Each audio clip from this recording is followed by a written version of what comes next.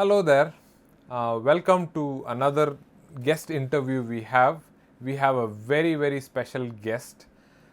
In fact, this person has been active in the software field for a while, and we have our paths happened to cross at some point of time, and we were going to collaborate. And then I said, "What is it that you do? What is your story?" And when I heard this story, I said, wow, this by itself is a great case example for design thinking. So I said, can we have you talk to our students about your story? Can you narrate your story to our students and then give us what you really work on so that they can make the connection themselves? So I'm very happy to introduce to you all the way from Romania is Edmond, who so kindly agreed to talk to us about his experiences with software programming as well as now what does he do. I'm not going to reveal the suspense on what he does now. I'll let Sukrat give you the introduction, give you his introduction, a more formal introduction than this, and then we can talk about Edmund's story, and we'll pick his brains to see what is it that makes him tick and what makes him what made him choose this path and to keep going along. Okay, so over to you, Sukrat. Thank you, Bala sir. Hello all, I'm Sukrat, and with us today we have Mr. Edmond, who is the founder of Mentors Without Borders, and he is on a mission to help unprivileged young people become passionate professionals. He has worked in multiple countries over long durations of time and has affected hundreds of lives with his initiatives and efforts. Sir, it is an absolute honor to have you here with us. Please say hi to our friends.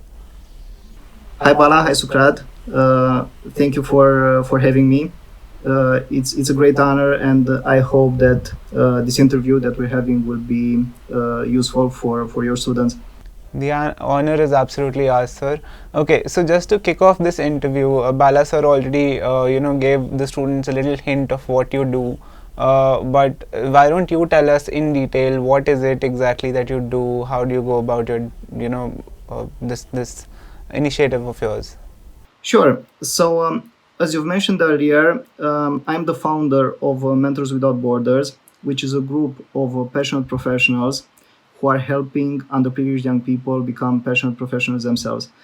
And we do this activity because we believe that passion is the most efficient way for anyone to lift themselves out of poverty and out of various other difficult situations, which are usually related to connected with extreme poverty. And stay out of these kinds of situations basically forever, because wherever there are passionate professionals from various fields, especially 21st century relevant fields, there really can be no poverty whatsoever. At the moment, at least, most of our mentors are professional programmers, and this is because, as Bala has mentioned earlier, before starting this initiative, I had worked as a programmer myself for almost 14 years. And I knew how to get in touch with other programmers from all over the world, primarily using GitHub, because I knew that on GitHub many programmers were making their email addresses public. I knew how to get in touch with other programmers from all over the world, primarily using GitHub. Okay, so going forward, I will talk about our mentoring approach, right, and what the mentors are teaching. And what we consider important for the students to learn. Each mentor teaches what he or she knows best based on their own area of expertise. But apart from the professional skills, we are also teaching our students the very important skill of setting very clear professional goals, specific professional goals. And we also teach them how to pursue these goals with a lot of focus, patience, drive, perseverance, and joy. And this is a very important skill for our students to have as well, because no matter how well-intentioned the mentors are, and obviously the mentors are very well-intentioned, they really want to help their students succeed, but no matter how well-intentioned the mentors are, if the students themselves don't have these clear goals in mind, and if they don't pursue these goals with enough patience, drive, perseverance, and joy, like I said, there is a very high chance that they will drop out at some point. And if the students drop out, no one is really happy. Neither the mentors nor the students.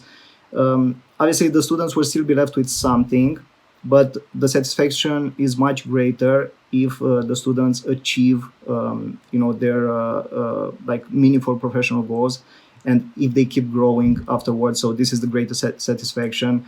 This would be the great satisfaction both for the mentors and for the students. And for this purpose, we teach all of our students 3 very simple and extremely powerful exercises. The first exercise is a mentor process goal steps that goes like this. So first of all, during the initial presentation calls that I have with the students, I explain to them our mentoring approach, and I recommend to them the goal I want to work as a programmer or in my preferred field, because we have recently started expanding to other fields as well, as I will talk about shortly. Okay, so the goal that I recommend to them is I want to work in my preferred field and have an income of at least $1,000 per month. And I found that this is quite a motivating goal for most of our students. Okay, and afterwards, what we encourage them to do on a regular basis, preferably each and every day, is to ask themselves, what else can I do in order to achieve my goal? And as you can see, this is a very simple question. Anyone can ask themselves this question starting from day one, but as simple as this question is, it's actually an extremely powerful question. And the reason why it's so powerful and efficient has to do with how the human mind works, and more specifically, how that hidden part of the mind that we all have, which is the subconscious mind, how this part of the mind works. And the subconscious mind is like this giant warehouse where we keep storing everything that we see, hear, feel, do things throughout our lives, right? So all of our life's experience gets stored there permanently, like on a computer hard drive. So when we think about a clear goal and we ask ourselves, what can I do, or what else can I do in order to achieve my goal? What we are actually doing is that we are digging, we are searching for ideas, for steps that we could take in order to achieve that goal in our subconscious minds. And with each and every idea that we get, the plan for achieving our goal becomes clearer and clearer in our minds. And as we act on this evolving plan, we inevitably get closer and closer to our goals. This is one thing that we want our students to realize, that they can always come up with the new ideas, that they can always make new logical connections between the present moment and the moment in the future when they will achieve their goals. And what they learn from their mentors will basically fill in the gaps in their own plans, right? And when they try to build their own plans for achieving their goals in their own minds, they pay much more attention to what their mentors are teaching them and the ideas that they get from them, because they realize that the mentors have so much more experience, and they can really help them fill in the gaps that they have in their plans. But what's also very interesting about this simple mentor process is that it doesn't only generate ideas, but it also generates more and more energy. And energy is also very important for our students, because they need to use their bodies, right, in order to take the necessary steps to achieve their goals. And their bodies need to be put into motion in an efficient way. And for this, they need an increasing amount of energy. And the energy comes from the habit of thinking about their goal and asking themselves, what else can I do in order to achieve it?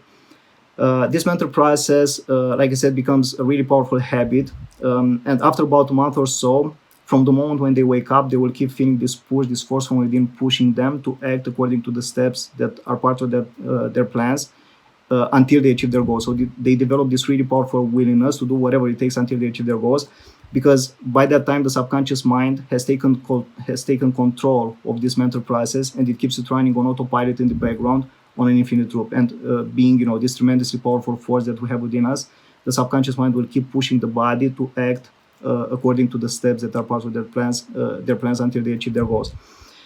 And as an added bonus, apart from ideas and energy, with the help of the same simple mental process, they will also get more and more confidence. And the confidence comes from the fact that the subconscious mind simply cannot tell the difference between imagination and reality. It has no clue whatsoever. It doesn't know or care. Any process that we run in our minds, we feel that it has already happened in reality. So as our students keep thinking about their goal and asking themselves, what else can I do in order to achieve my goal? They get this increasing feeling that they've already taken all the steps, they've already achieved their goals multiple times in the past. So they feel increasingly that they can do it again, right? They've already achieved their goals in the past, so they can do it again. Okay, so they get these three tremendous benefits: ideas, energy, and confidence by running this very simple mental process. And because along the way, while planning and taking steps towards their goals, they will inevitably at times get a bit, impatient, frustrated, discouraged, worried, stressed, confused, and so on. And the longer they stay in these negative states, the more they lose patience, joy, efficiency, and there is a high chance that they will give up just for this reason at some point. So, because of this, apart from the mental process goal steps that I've mentioned earlier, we are also teaching all of our students a very simple yet extremely efficient relaxation method. And relaxation is very important in those moments when they feel, various negative states, negative emotions, because by relaxing, they are able to transition from any negative state, no matter how intense, to that nice, calm, relaxed state, which allows them to continue the journey towards their goals with a lot more patience, joy, efficiency. And it's a totally different experience basically when they are in that nice, calm, relaxed state. And for relaxing, chances are that they are already using various relaxation methods, such as just disconnecting, taking a walk, drinking some water, listening to some music, playing a game, stuff like that. But we want them to have at their disposal in their toolkits a relaxation method that will work anytime, anywhere. And the relaxation method that we teach them is called the progressive muscle relaxation. It has been, invented by a famous psychologist called Edmond back in the 1930s. And progressive muscle relaxation simply means tensing each part of the body and letting it relax, and at the end doing the same with the entire body. So tensing the entire body and letting it relax. At the same time, keeping our focus on how we're letting the entire body relax until we get to that nice, feel good, relaxed state. And most of the time, they will be able to relax very deeply using this relaxation method in about 30 seconds to 1 minute. And only when some negative states get really intense, it might take them like 2-3 minutes to complete the relaxation process. But yeah, this is a very quick and extremely efficient relaxation method. And actually, for most of the negative states that they encounter, they can use a relaxation method that we call it the quick relaxation, which is the simplest relaxation method that we can use. This relaxation method is simply about letting the entire body relax, and that's it. But if some negative state gets more intense, becomes more persistent, then they can use this progressive muscle relaxation. In the third exercise, in addition to the mental process goal steps and the relaxation method that we teach them, we also teach them this third exercise that we call the super focus method. It's a sort of mindfulness exercise.